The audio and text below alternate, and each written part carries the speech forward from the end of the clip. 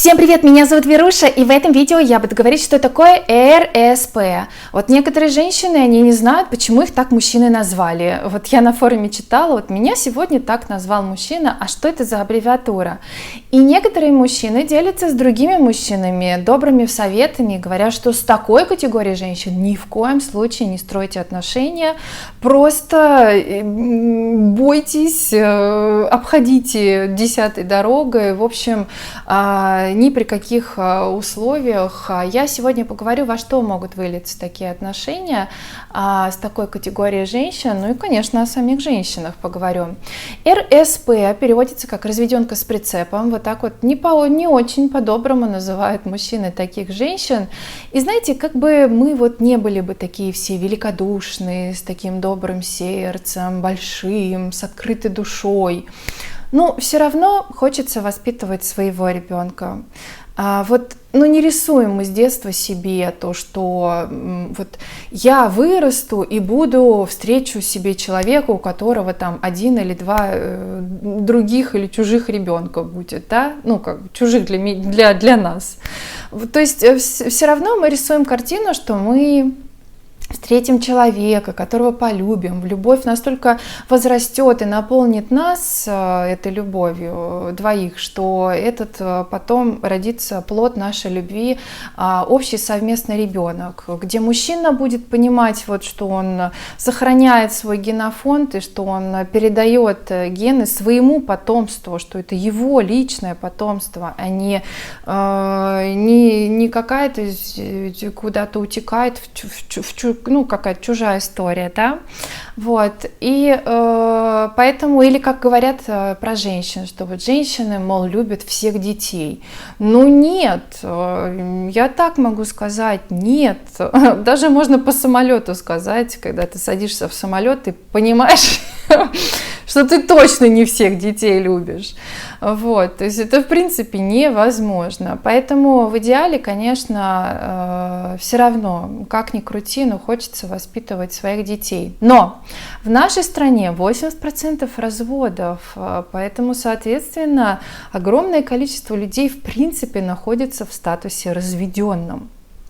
И здесь я бы хотела немножко напомнить о том, что все-таки хотелось бы, чтобы к построению отношений относились более серьезно и с таким пониманием, а вот откуда это понимание взять, чтобы была какая-то такая культура, что ли, не знаю, создание, семьи, создание крепких отношений. Нету понимания, и я смотрю, мы иногда там вещь какую-то можем например, взять машину, можем год присматриваться к машине, 2 года думать, не знаю, мечтать, что-то там выбирать. То есть мы явно точно не сразу все это купим, потому что это такая покупка большая, А к созданию отношений, семьи, не все относятся как к чему-то такому большому и серьезному. То есть я смотрю, уже еще чуть-чуть друг друга знают, уже женились, сделала предложение, а все сюрпризы потом на общей жилплощади открываются. Они в любом случае будут открываться, сколько бы вы там не были знакомы. Но тем не менее, все равно проверить нужно человеку, нужно узнать. И самое неприятное в том, что некоторые люди, они совершенно не понимают, что потом-то страдают дети. Во всей истории больше всего. Просто так как это процесс такой замороженный с детства, то есть потом это только когда ребенок начинает расти, у него начинаются психологические проблемы. Но это совершенно не задумывается. Вообще, в принципе, в истории, когда разведенная женщина одна, и вообще, в принципе, в теме разведенок всех, и мужчин тоже, страдают все. Мужчина страдает, потому что, во-первых, ребенка видит фрагментарно, потом рядом с его ребенком находится другой мужчина, какое он ему воспитание даст этому ребенку. То есть совершенно я как человек такой, многие собственники, а мужчины в принципе собственники. чтобы понимать, что рядом с твоим ребенком вообще какой-то чужой человек, и ты совершенно в нем не уверен, ну, то есть это вообще неприятная история, очень неприятная. Вот, да, ну и плюс, вот я сказала, мужчина, как бы, вот эта тема начинается, что ты ребенка там, вот это постоянно дележка. В любом случае ты все равно, как бы уже развод случился, а ты все равно должен поддерживать отношения с этой женщиной, с твоей бывшей женой. Ну и плюс женщина, конечно, тоже страдает, не знаю, в меньшей степени или в большей, но страдает тоже, потому что по женщине, знаете, вот это вот все-таки у женщины основная это реализация себя как мама, да, вот. А когда женщина понимает, что она одна воспитывает, это очень на женщину действует в негативном ключе.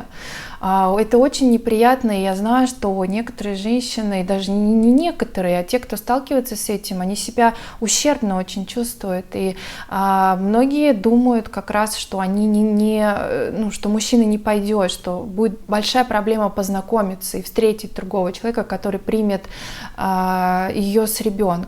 То есть, поэтому не надо думать, вот некоторые мужчины думают, что женщине легко так найти.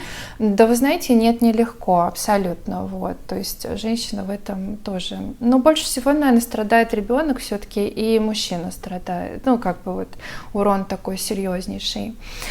Значит, по поводу вот прям этих РСП, да, то есть с одной стороны вроде как бы, ну случилось так развод, да, ну как бы, а что так обзываться-то таким названием на женщин, но есть категория женщин, которые действительно они как бы мужчину как ресурс рассматривают, то есть у них такое положение, что им нужно найти человека, который будет содержать, соответственно, ее и детей.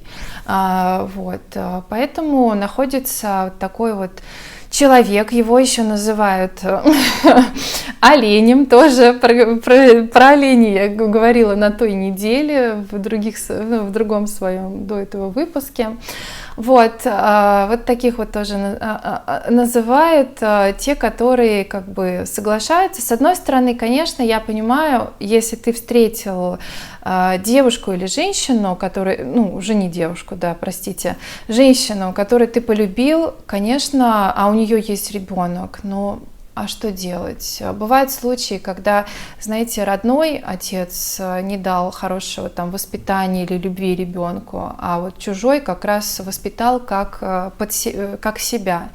Но здесь еще такой момент в плане воспитания, когда у тебя есть твой ребенок, и когда есть уже не твой, да, здесь может быть еще момент разделения того, что все-таки к своему ребенку ты будешь, более как бы более тепло относиться, чем все-таки к чужим. Но опять же, ситуации разные, и бывает нету этого разделения. То есть, но тем не менее, все равно вот эта градация, что это мой, а это все-таки вот не мой. Она есть. И, значит, да, и вот такие вот мужчины, они как бы, получается, ты встретил женщину, у нее есть ребенок, ну и что, как бы. Вот. Здесь хорошо, если женщина такая, действительно с добрыми намерениями, а если у нее намерение именно найти мужчину, который будет, вот она будет как ресурс его выкачивать, то есть мало того, что ребенок не его, он там должен пахать на работе, да, чтобы обеспечивать теперь ребенка.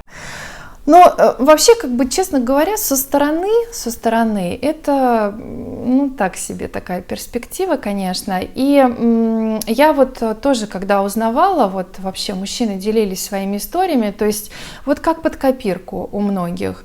Сначала она была такая хорошая, она вот выделялась, потому что она была такая вся податливая, такая вся готовая на все, очень такая вот...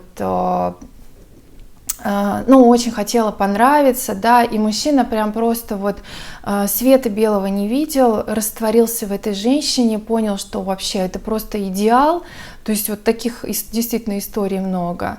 А потом, когда она там в свои сети уже его затянула, как паучок, все, мужчина на крючке, и вот это вот начинается перетягивание каната на себя, и потом мужчины просто убегали, роняя тапки. Поэтому здесь тоже, конечно, нужно предупреждение сделать женщинам, которые вот просто... Мне кажется, это вообще нечестно.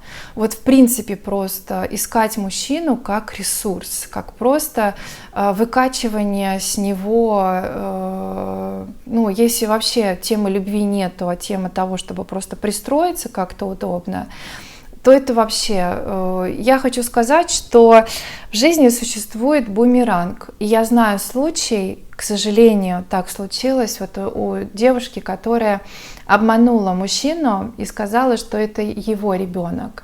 Хотя на самом деле это не его ребенок.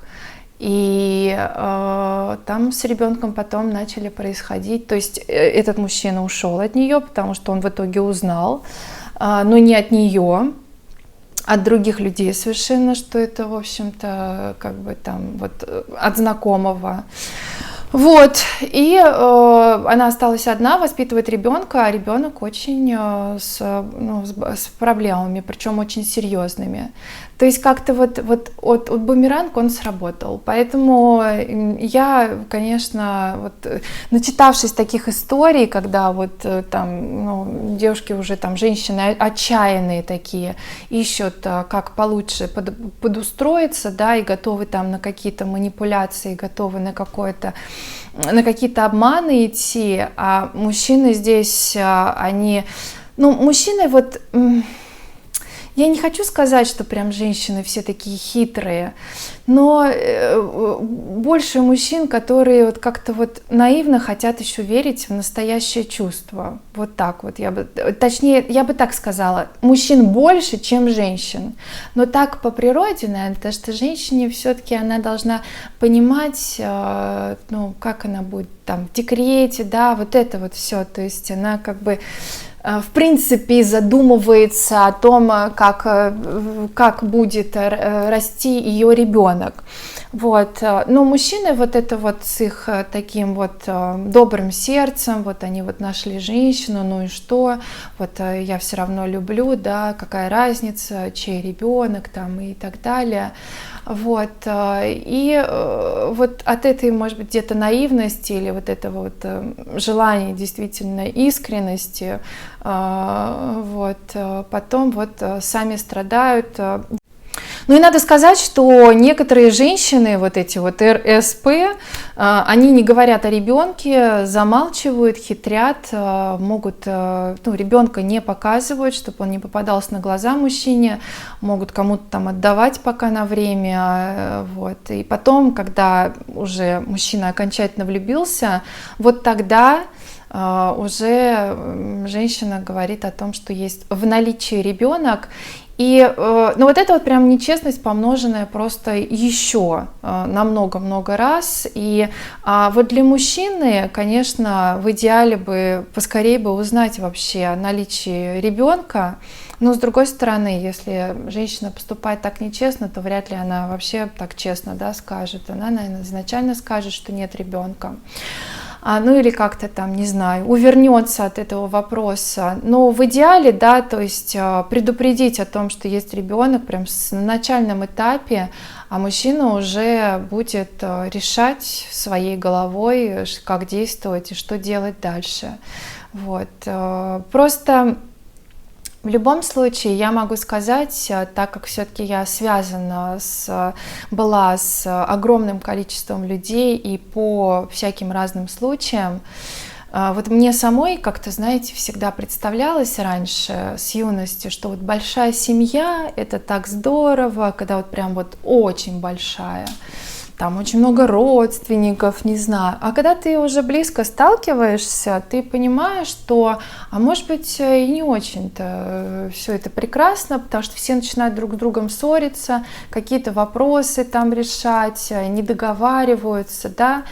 Вот. А здесь даже речь идет не о родственниках, а в принципе незнакомых тебе людей, и ты вступаешь в отношения как бы с женщиной, и ты должен, конечно, ну, полностью себе ответить на вопрос, готов ли ты вот на все, потому что чужая семья, она все равно тянет, ну как бы это вот все равно взаимосвязь будет всегда, и она, ну я редко встречала случаи, когда вот все идеально общались друг с другом, нет.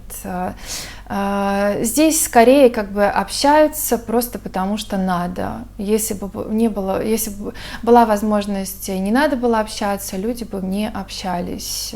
Вот. Поэтому вот это взаимодействие, оно может на самом деле очень сказаться применительно на семье. Я ни в коем случае никого не отговариваю. Я прекрасно понимаю, что можно полюбить человека, а у него уже, если говорить там после 30, то, конечно, наверное, какая-то прошлая жизнь была, и да, дети были, возможно, у кого-то уже есть, да, поэтому, что поделать, вот так вот ты полюбил. Также много случаев, когда мужчины принимали женщин и воспитывают, и взаимодействуют с детьми. Но, конечно, это так все со стороны кажется, нам никто не приоткроет так, мы где-то можем почитать, вроде все так на картинке красиво, а потом, мы же не знаем, как оно в жизни на самом деле происходит.